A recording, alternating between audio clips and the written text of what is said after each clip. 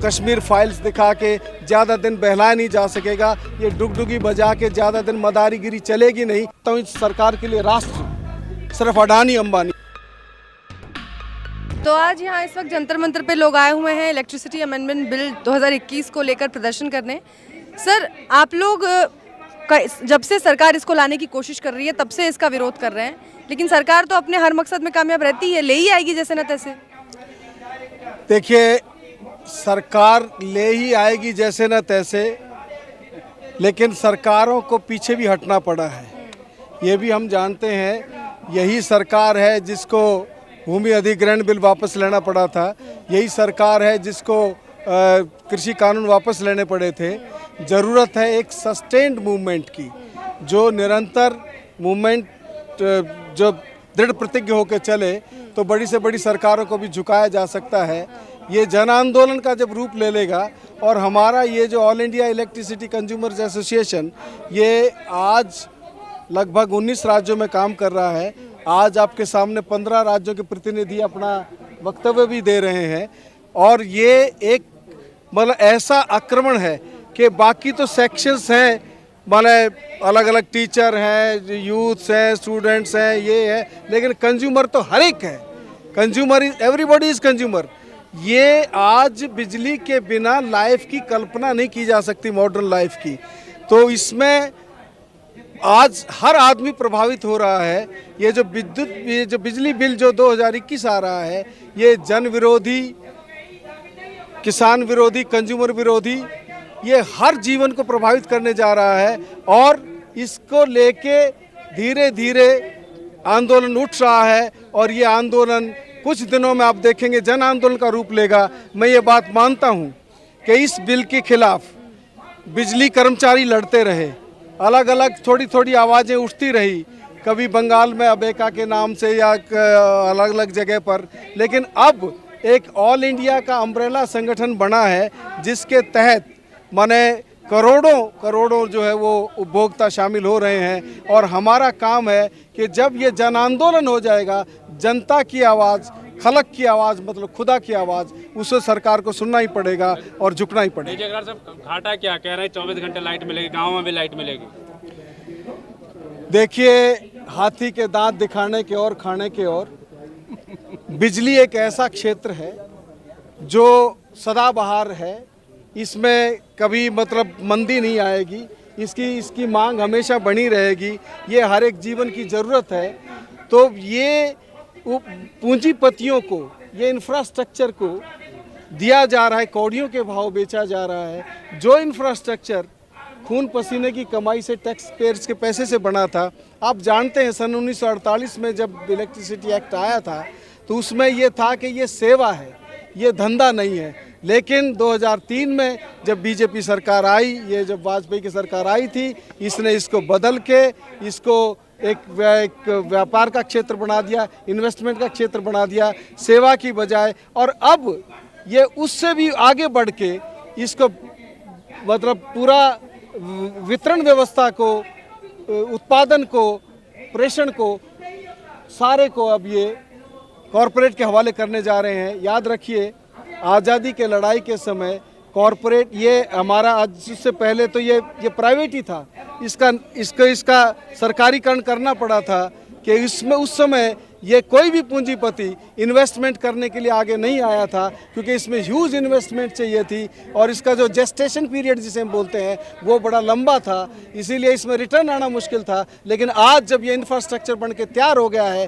पूरा जाल बिछ गया इलेक्ट्रिसिटी का, तो ये जो टैक्स पेयर्स के पैसे से जो बना है, इस इंफ्रास्ट्रक्चर को आज पूंजीपतियों को मुनाफा कमाने के लिए दिया जा रहा है। ये मतलब इसको जो खून चूसने का जो हद दर्जे का जो अब ये अंतिम प्रहार है, ये मैं समझता हूँ, और ये जनता बर्दाश्त नहीं करेगी। हम खड़े होंगे इसको वापस लेने। सर, आम आदमी को क्या तकलीफ होगी? सब्सिडी आपके अकाउंट में आई जाएगी? आपके अकाउंट में तो सब्सिडी नहीं, आपके अकाउंट में तो सब्सिडी जो है वो रसोई गैस की भी आई थी।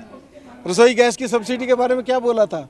आप सब्सिडी जो डायरेक्ट कैश ट्रांसफ़र करिए, और आज वो कहीं 19 रुपये, कहीं 12 रुपये, कहीं 18 रुपये आ रही है, सब्सिडी खत्म। तो राष्ट्रहित में इतना तो कर ही सकते हैं ना। देखिए, मैं नहीं जानता आपके लिए राष्ट्र कौन है, लेकिन मैं जानता हूँ इस सरकार के लिए राष्ट्र सिर्फ अडानी अंबानी है। हम दो हमारे दो हैं। उनको राष्ट्र का मतलब है, राष्ट्र हित का मतलब है, इकोनॉमी का मतलब है उनका मुनाफा और उनका हित। और उनके हित में रेल बेची जा रही है, तेल बेचा जा रहा है, भेल बेचा जा रहा है, सेल बेचा जा रहा है।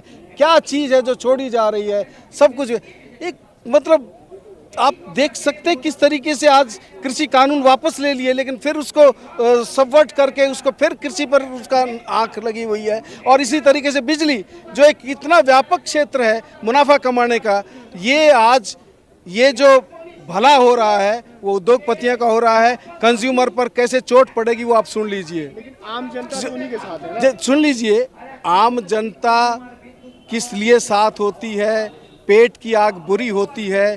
आज इनको फिल्में दिखा के, ये कश्मीर फाइल्स दिखा के ज़्यादा दिन बहलाया नहीं जा सकेगा। ये डुगडुगी बजा के ज़्यादा दिन मदारीगिरी चलेगी नहीं। पेट की आग बुरी होती है। आज बेरोज़गारी का जो आलम हो रहा है, महंगाई का जो आलम हो रहा है, बिजली का जो आक्रमण आएगा कि आपको, अरे क्या है ये जो स्लैब से ख़त्म हो जाएंगे। स्लैब्स में क्या था कि डोमेस्टिक के लिए अलग स्लैब, कमर्शियल के लिए अलग, इंडस्ट्रियल कंज्यूमर्स के लिए अलग था। एक हो जाएगा सारा का सारा। आपको इलेक्ट्रिसिटी पहले खरीदनी पड़ेगी, स्मार्ट मीटर लगेंगे, प्रीपेड मीटर लगेंगे। आज हम बिजली ये इस्तेमाल करते थे, उसके बाद हम पेमेंट करते थे। और जब कभी लेट हो जाते थे, जब कभी कोई दिक्कत हो जाती थी तो हम आगे जमा कर देते थे, कुछ थोड़ा बहुत जुर्माना लग जाता था। आज क्या होगा? आज मैं अगर किसी वजह से अगर मैं बिल नहीं भर पाया, आधी रात को मेरी बिजली कट, चाहे मेरे बच्चे का कल एग्ज़ाम है, और इसमें मतलब ऑटोमेटिक रेट रिवाइज होते रहेंगे। अब ये बोल क्या रहे हैं कि सबको पहले खरीदनी पड़ेगी बिजली उसी समान रेट पर, और अगर सब्सिडी, राज्यों के अधिकार खत्म हो रहे हैं। ये सेंट्रलाइजेशन इस तरीके से हो रहा है, फेडरल सिस्टम को धता बताई जा रही है। ये जो इलेक्ट्रिसिटी जो कंकरेंट लिस्ट में थी, इसके ऊपर कब्जा किया जा रहा है, सेंट्रल लेजिस्लेशन लाया जा रहा है। एक जो प्राधिकरण बनेगा, अथॉरिटी बनेगी, वो अथॉरिटी को सारे अधिकार होंगे। वो उसकी पावर जो है वो हाई कोर्ट के बराबर होगी। आपको न्यायालय में जाने का कोई अधिकार नहीं रहेगा। आपको कोई अगर ये दिक्कत पड़ेगी तो सुप्रीम कोर्ट में जाने की आज कितने की हिम्मत है सुप्रीम कोर्ट की तरफ? बीजेपी के खिलाफ आप लोग इतने प्रदर्शन करते हैं, फिर भी जनता बीजेपी को चुन रही है। 5 में से 4 राज्यों में सरकार बनाई है उन्होंने।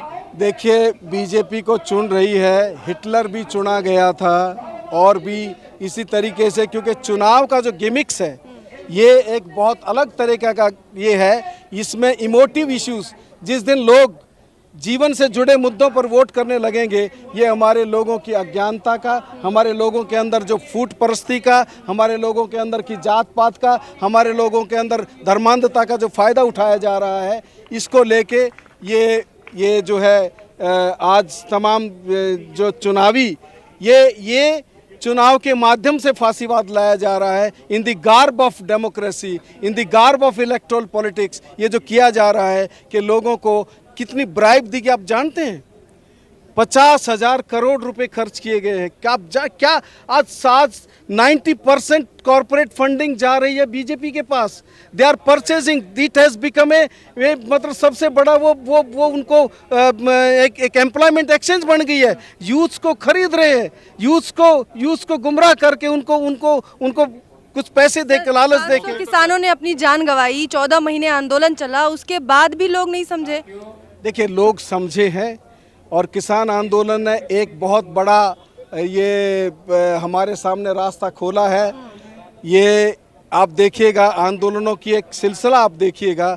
पहले एनआरसी के खिलाफ आंदोलन, पहले तो अन्ना आंदोलन का जो भी हुआ, लेकिन आंदोलन उठा, निर्भया आंदोलन उठा, उसके बाद ये ये किसान आंदोलन उठा। इस किसान आंदोलन ने ख़ास तौर से एक बहुत बड़ी आशा जगाई है कि यहाँ लोगों ने 90 साल की बूढ़ी माओं ने और 18-17 साल के 13 साल के बच्चों ने उन्होंने यहाँ से बोल दिया कि या तो अगर हम या तो जीत के आएंगे, नहीं तो मर के आएंगे। अगर जीत के आए तो हमारे गले में हार डाल देना, और अगर मर जाएं तो हमारे फोटो पे हार चढ़ा देना। ये जज्बा दिखाया है, और यही जज्बा चाहिए सरकारों को झुकाने के लिए। आज़ादी की लड़ाई में भी भगत सिंह की फांसी ने जो जज्बा पैदा किया था, नेताजी सुभाष बोस ने जो कुर्बानी का जज्बा पैदा किया था, डर से आगे जीत है।